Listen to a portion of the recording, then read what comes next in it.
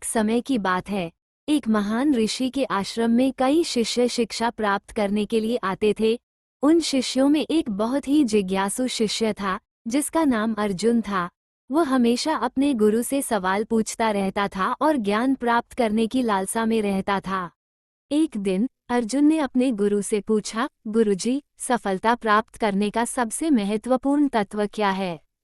मुझे ऐसा महसूस होता है कि मेहनत करने के बावजूद मैं उस सफलता को हासिल नहीं कर पा रहा हूँ जो मैं चाहता हूँ।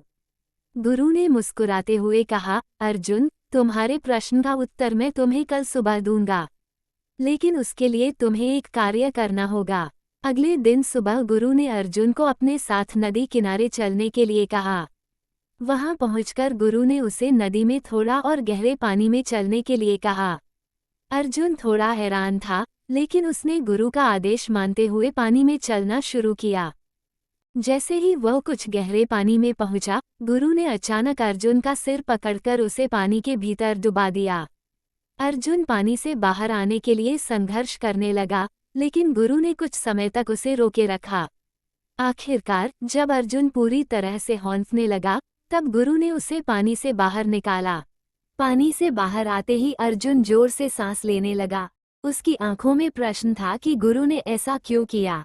गुरु ने मुस्कुराते हुए पूछा, जब तुम्हारा सिर पानी के नीचे था, तो तुम्हें सबसे ज्यादा किस चीज की जरूरत महसूस हुई? अर्जुन ने तुरंत उत्तर दिया, सांस की। मुझे सांस लेने की बहुत जरूरत महसूस हो रही थी। गंभीरता से कहा, बस इसी तरह जब तुम्हें सफलता की जरूरत उतनी ही तीव्रता से महसूस होगी जितनी कि तुम्हें उस समय सांस की जरूरत महसूस हुई, तभी तुम सच्ची मेहनत और संकल्प के साथ सफलता प्राप्त कर पाओगे।